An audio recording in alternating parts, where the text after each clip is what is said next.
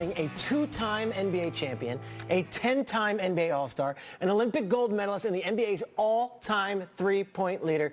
Joining us from the Diamond Resorts Invitational down there in Orlando, praise Jesus, Jesus Shuttlesworth. It is Ray Allen. Ray Allen, welcome to the show. Yo!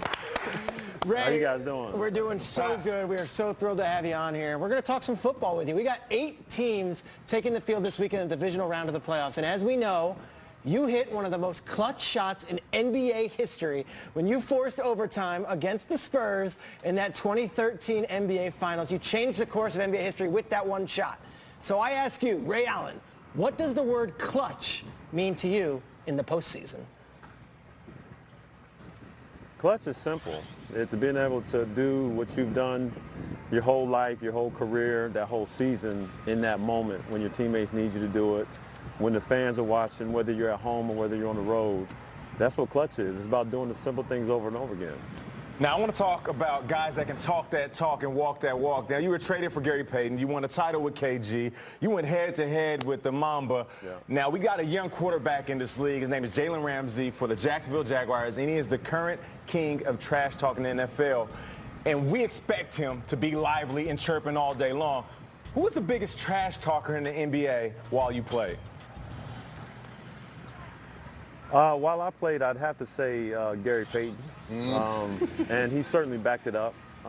Gary was in your face defensively and offensively. He hit a shot on you, he'd tell you about it.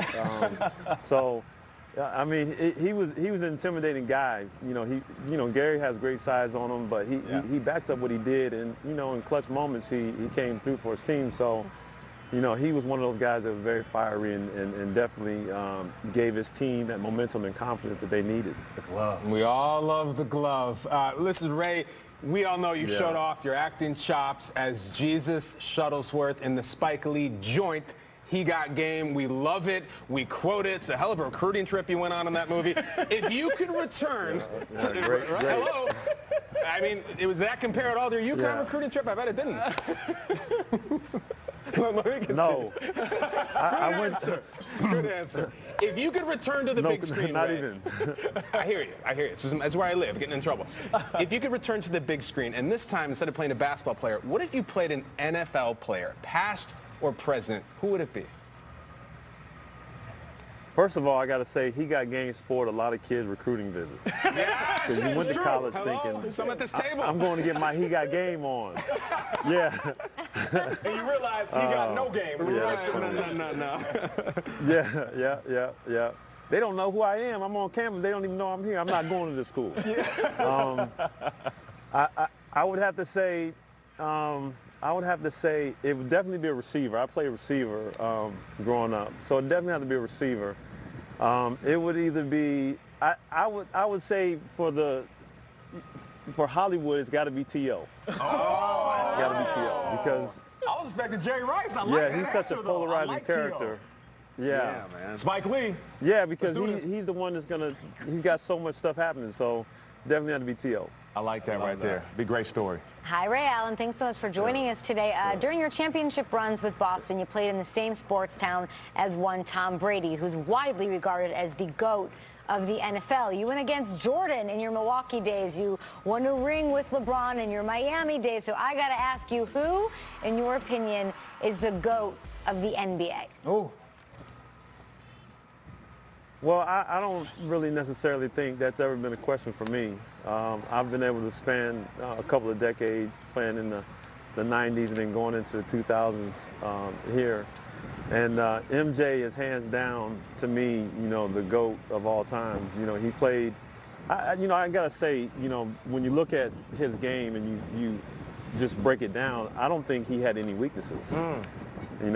Defensively and offensively, I'd probably say his not so strongest point was his three-point shooting, but he still can knock it down. He had power above the rim. His mid-range game was superb. His post-up game was incredible.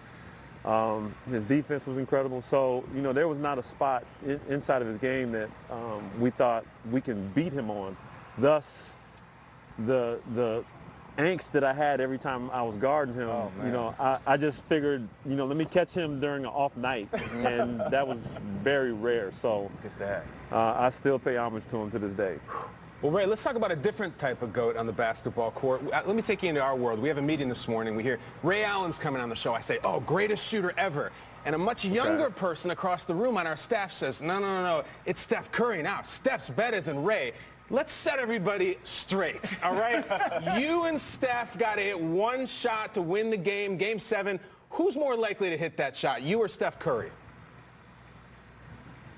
Well, I think both of us will make the shot. It's not a question. When you're talking about, you know, two of the best shooters the NBA has seen, Dale Ellis is going to hit that shot. Dale Curry is going to hit that shot. Craig Hodges is going to hit that shot.